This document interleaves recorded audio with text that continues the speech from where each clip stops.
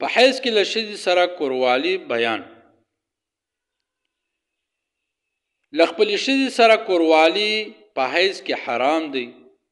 الله پاک فرمایي ولا تقربوهن حتی یطهرن، او مه نږدې کېږئ تاسو خپلو ښځو ته په حال د حیض کې تر څو چې دوی پاکېږي. فاعتزلوا النساء فی المحیض، وروسته له دې تاسو ګوښه سئ له خپلو ښځو څخه په زمانه کې د حیض. په زمانه د حیض کې تاسو د خپلو ښځو څخه لرې سئ، ګوښه سئ. که یو څوک له خپلې ښځې سره په اول کې د حیض کوروالي وکړي، مستحب کار یعنی ښه کار خیرات کول د 1 دینار دی، او که په اخر د حیض کې کوروالي وکړي، ښه کار خیرات کول د 1.5 دینار دی. بحر رائق صفحه نمبر 119 جلد اول.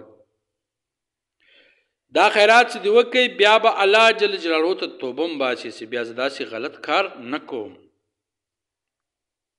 خاوند ته ناروا ده چې د حیضې ښځې سره له نامه بیا تر زنګونو پورې پر دغه لوڅه حصه یعنی تر پردوګ لاندې نه په واخلي.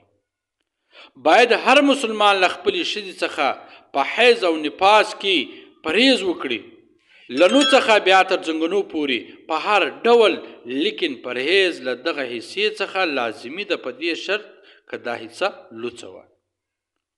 ويحرم بالحیض والنفاس الجماع، حرام ده په حیض او نفاس کې جماع کول. امداد الفتح على تحتاوی صفحه نمبر 88.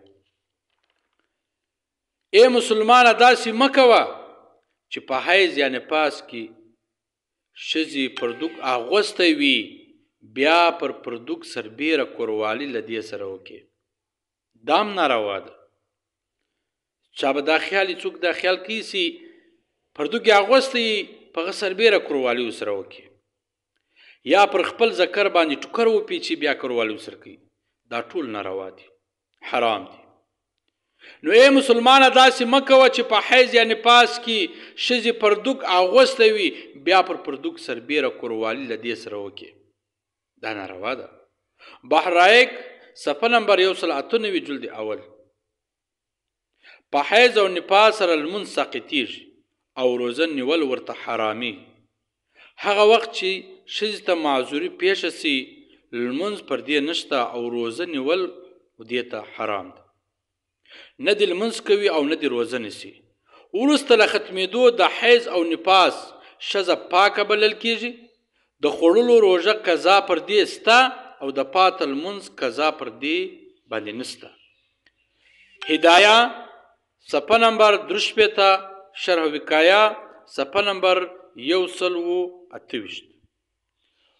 که چیرې ښځې لمونځونه قضا سو په حیض او نفاس کې او روزې یې وخوړلې، نو روزې قضایي به راګرځي، د لمانځه قضایي نسته پر دې ښځې باندې.